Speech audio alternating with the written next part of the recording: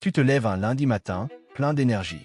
Cette fois, c'est décidé. Sport 3 fois par semaine, repas équilibrés, réveil plus tôt, et ce projet que tu repousses depuis des mois. Tout paraît clair. Tu tiens 2 jours, parfois 3. Et puis, sans t'en rendre compte, tout s'effondre. Le sport saute exceptionnellement, le fast-food revient, et le projet attendra encore. Si tu te reconnais là-dedans, restons ensemble jusqu'au bout, et pense dès maintenant à aimer cette vidéo, à laisser un commentaire et à t'abonner. Ça nous aide énormément à continuer ce travail. Soyons clairs, ce n'est pas un problème de volonté.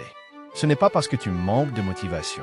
Le vrai problème, c'est que le système sur lequel tu t'appuies est fragile. L'enthousiasme, par définition, ne dure pas.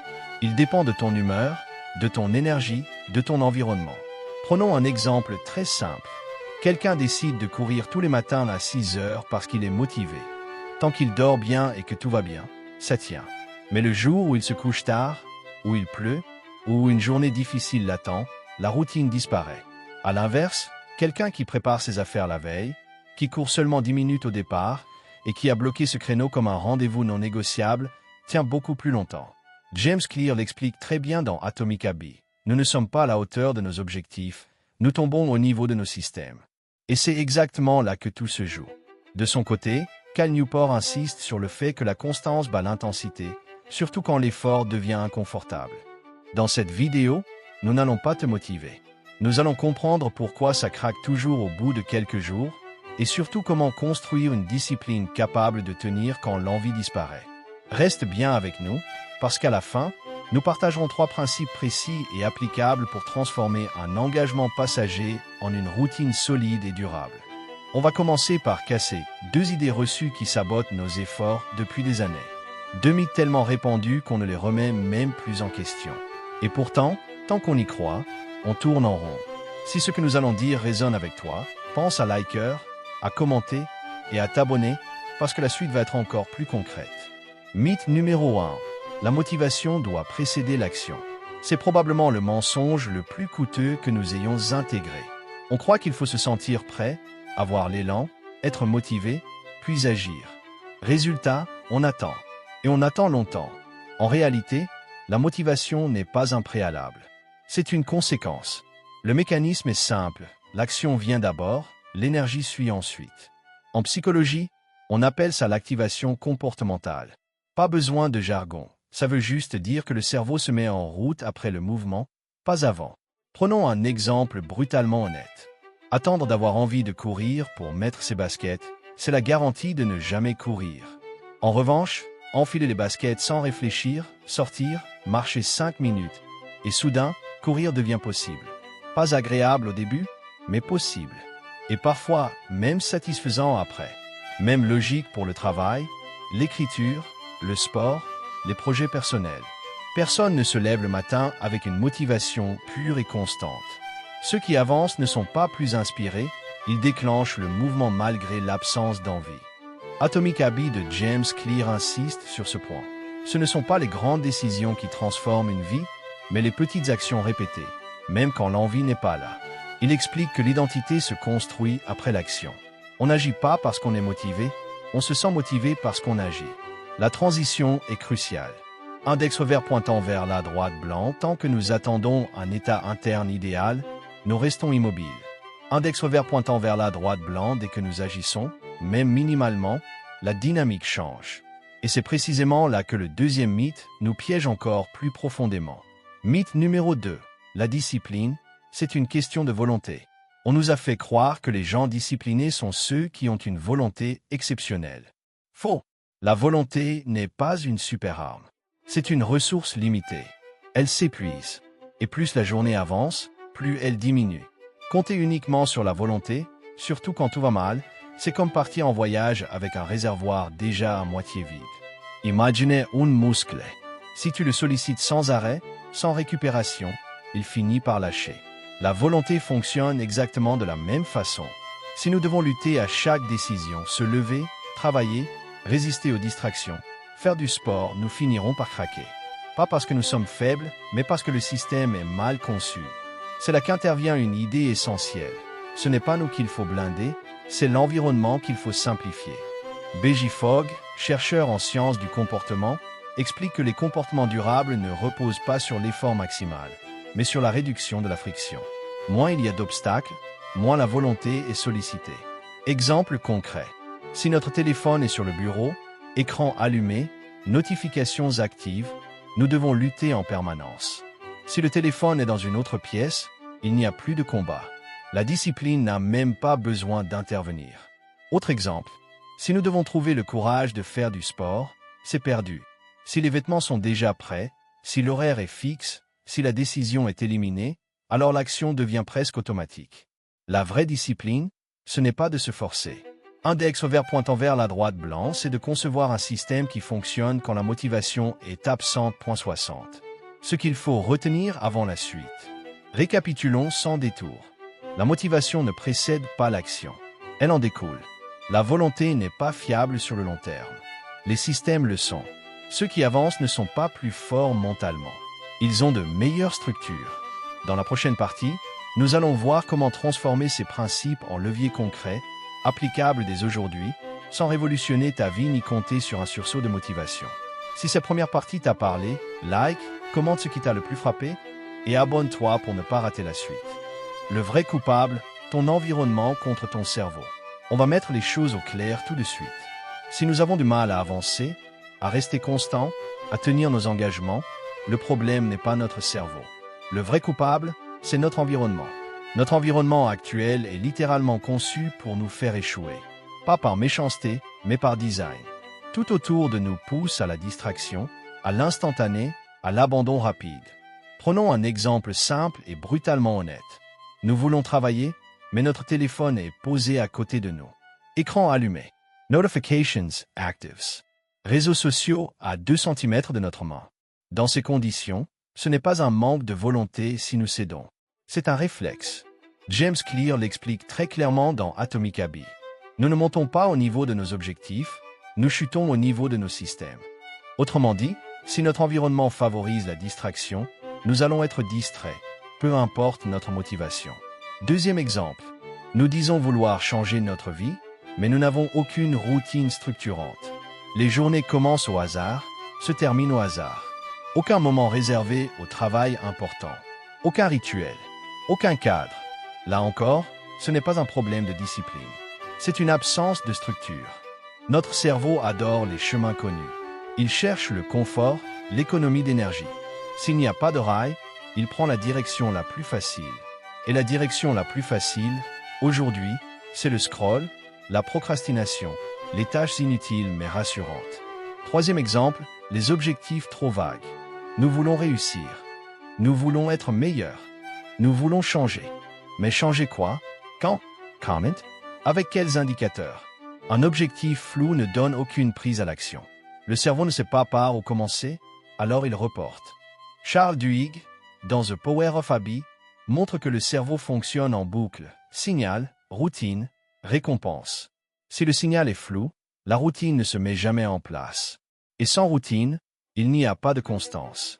Maintenant, parlons d'un piège encore plus sournois, l'émotion temporaire. Nous connaissons tous ce moment. Une vidéo inspirante, une discussion marquante, une montée d'enthousiasme. Nous nous disons, cette fois, c'est la bonne. Mais soyons honnêtes entre nous. L'enthousiasme du départ est une émotion. Comme la joie, comme la colère, comme la tristesse. Elle passe. Si nous construisons un projet sur une émotion, le projet s'effondre quand l'émotion disparaît. Ce n'est pas une question de mental fort ou faible. C'est biologique. Le cerveau n'est pas conçu pour maintenir un pic émotionnel sur la durée. C'est pour cela que compter uniquement sur la motivation est une erreur stratégique. La motivation est instable.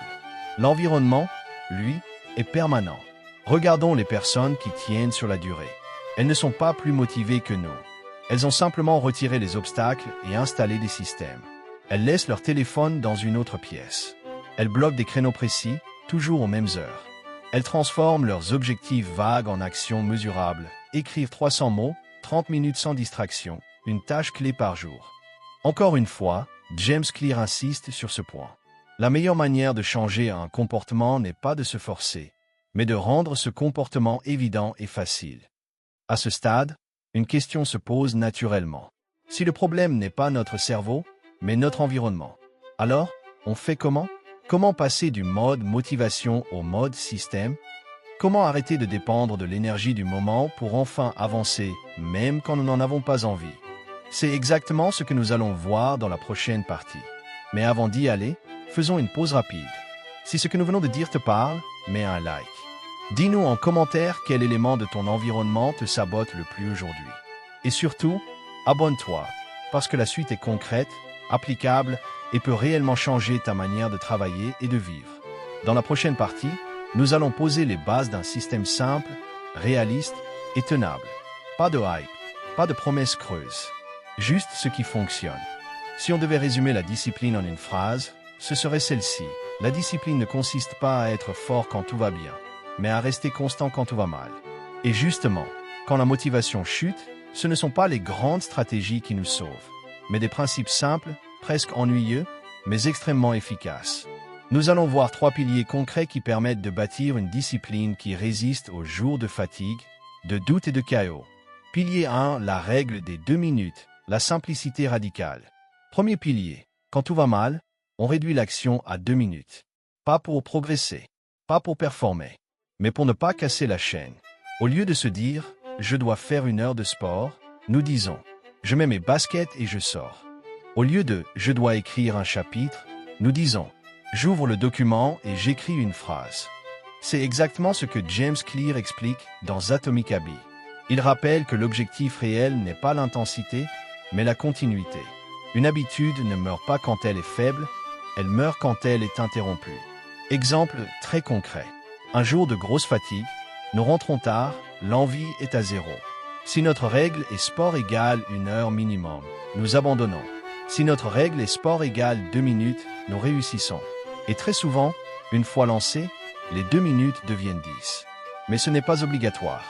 La victoire, c'est d'avoir commencé. La discipline résistante commence là. Rendre l'échec presque impossible. Transition importante. Même avec des actions simples, si notre environnement nous sabote, nous allons lutter inutilement. C'est là que le deuxième pilier entre en jeu. Pilier 2, designer l'environnement, éliminer les choix. Deuxième pilier, nous ne comptons pas sur la volonté, nous comptons sur l'environnement. La plupart des gens pensent que la discipline est une affaire de caractère. En réalité, c'est une affaire de design. Moins nous avons de décisions à prendre, moins nous nous épuisons mentalement. Exemples concrets. Les vêtements de sport sont préparés la veille, visibles, posés sur une chaise. Les applications distrayantes sont supprimées ou bloquées aux heures critiques. Le téléphone ne dort pas sur la table de nuit, mais dans une autre pièce. Le carnet ou l'ordinateur de travail est déjà ouvert à la bonne page. James Clear insiste aussi là-dessus. Nous n'adoptons pas des habitudes par motivation, mais par exposition. Ce qui est visible, accessible et simple finit par être utilisé. Autre exemple très parlant. Si nous voulons manger plus sainement mais que les snacks sont sur la table et les fruits au fond du frigo, le choix est déjà fait. La discipline. Ici, ce n'est pas de résister. C'est de ne pas avoir à résister. Transition clé, même avec un environnement bien conçu, il reste une erreur majeure qui détruit la discipline sur le long terme. Se focaliser sur les résultats. Pilier 3. Suivre les processus, pas les résultats. Troisième pilier. Nous suivons des actions, pas des objectifs. Dire « je veux écrire un livre » est motivant au début. Mais les jours de doute, cet objectif devient écrasant. À l'inverse, dire « j'écris 20 minutes par jour » est clair, mesurable et exécutable même dans un mauvais jour. C'est une idée que B.J. Fogg développe dans Tiny Habits. Le comportement doit être si précis qu'il ne demande aucune négociation interne. Pas travailler sur mon projet, mais ouvrir le fichier et écrire pendant 20 minutes. Pas devenir en forme, mais faire 10 pompes après le réveil. Les jours où tout va bien, les résultats suivent. Les jours où tout va mal, le processus nous porte. Exemple concret. Un écrivain discipliné ne se demande pas s'il est inspiré. Il s'assoit à l'heure prévue. Point. Un sportif discipliné ne se demande pas s'il progresse. Il exécute sa séance minimale. Point. La discipline résistante, ce n'est pas l'obsession du résultat, c'est la fidélité au geste. Si on résume, nous réduisons l'action à 2 minutes quand tout va mal. Nous concevons un environnement qui travaille pour nous. Nous exécutons des processus, pas des promesses. C'est comme ça que la discipline cesse d'être une lutte permanente et devient un système. Si cette partie t'a apporté de la valeur, pense à aimer la vidéo, laisse un commentaire pour nous dire quel pilier te parle le plus et abonne-toi pour ne pas rater la suite. Ce qu'on vient de voir peut se résumer en 3 points très clairs. 1. On arrête de baser nos objectifs sur l'émotion. L'envie est instable, la discipline ne l'est pas. 2. On agit avant de trop réfléchir. Attendre d'avoir le bon état d'esprit est souvent la meilleure excuse pour ne rien faire. 3. On se juge sur nos actions, pas sur les résultats immédiats. Les résultats viennent après, parfois bien après. James Clear explique dans Atomic Habits que le vrai levier du changement, ce ne sont pas les objectifs, mais les systèmes. Se lever à 5 heures une fois, c'est de la motivation. Se lever à 5 heures parce que le téléphone est hors de la chambre, que les vêtements sont prêts et que l'alarme est non négociable, ça, c'est un système. Et le système gagne toujours. Peter Drucker disait aussi quelque chose d'essentiel. Ce qui est mesuré est amélioré. Pas ce qui est rêvé, pas ce qui est espéré. Ce qui est fait est suivi. Écrire noir sur blanc qu'on a travaillé 30 minutes, même mal, vaut plus que 3 heures idéales jamais commanditées. C'est pour ça que notre phrase clé est simple. La discipline, c'est l'art de créer un système qui tient même quand on n'y croit plus. Si ce contenu pragmatique nous aide, si on en a marre des discours motivants qui font du bien 5 minutes mais ne changent rien, like la vidéo. Ça nous aide énormément à toucher plus de monde. Et abonne-toi si on veut continuer à recevoir des stratégies concrètes, applicables, même quand la motivation est absente. Dis-nous aussi en commentaire, lequel de ces 3 points est le plus difficile à appliquer pour nous aujourd'hui.